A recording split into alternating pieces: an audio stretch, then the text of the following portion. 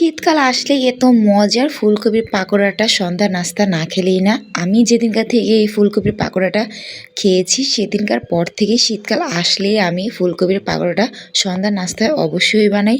তো চলুন রেসিপিতে চলে যাই। হ্যালো, আসসালামু আলাইকুম সবাইকে, আমি আফরিন।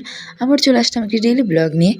আমার প্রচণ্ড ঠান্ডা লাগছে, তাই ঠিকমতো কথাই বলতে পারতেছি না, তাই ভয়েসটা দিতে একটু কষ্ট হচ্ছে। আচ্ছা যাই হোক, তো রেসিপিতে চলে যাই।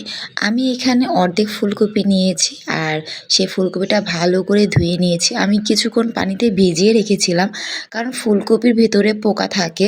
আর আমি শুনেছি লবণ দিয়ে পানি দিয়ে এটাকে নাকি ভালো করে ভিজিয়ে রাখলে অনেকক্ষণ, তাহলে মানে পোকাগুলোও চলে যায়। তো আমি অনেকক্ষণ ভিজিয়ে রেখেছিলাম লবণ দিয়ে, তবে পোকা ছিল না।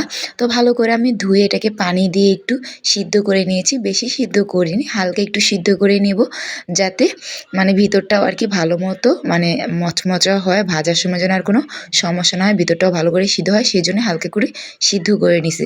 তো সিদ্ধ করে নেওয়ার পরে আমি ওইটা ঝুড়িতে পানিটা ফেলে দিছি, সিদ্ধ পানিটা ফেলে দিছি। আমি সিদ্ধের মধ্যে একটু লবণ দিয়ে দিছিলাম, যাতে ফুলকপির ভিতরে একটু লবণটা ঢুকে আর খেতে মজা হয়, সেজন্য। তারপরে এই তো আমি একটা বাটিতে আটা নিয়ে নিছি, আর আটার মধ্যে আমি কিছু ঘরোয়া মশলাই দিয়ে দিছি, যেমন এই হলুদের গুঁড়া, মরিচের গুঁড়া, তারপরে লবণ, হালকা একটু আদা রসুন বাটা দিয়েছি যেন একটু গন্ধটা লাগে, সেজন্য। আপনারা চাইলে অন্য কোনো মশলাও দিতে পারেন, আমি আর অন্য কোনো মশলা দিইনি।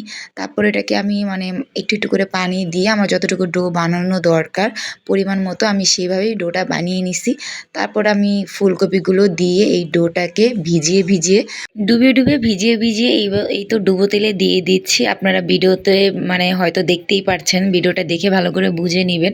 আর আপনারা কিভাবে ফুলকপির পাকোড়া খান সেটাও কমেন্ট করে জানাবেন।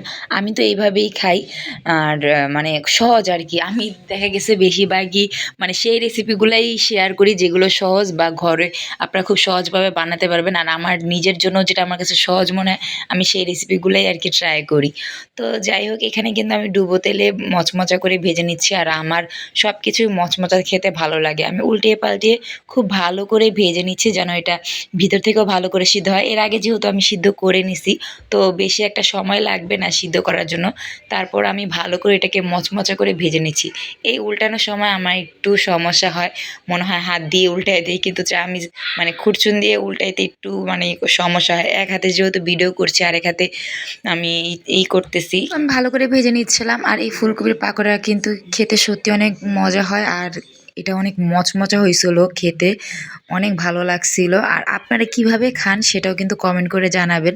তো এই তো ছিল আজকের ভিডিওটা। সবাইকে অসংখ্য ধন্যবাদ যারা শেষ পর্যন্ত দেখেছেন। সবাই সুস্থ থাকবেন, ভালো থাকবেন। সবাইকে অসংখ্য ধন্যবাদ। আল্লাহ হাফেজ।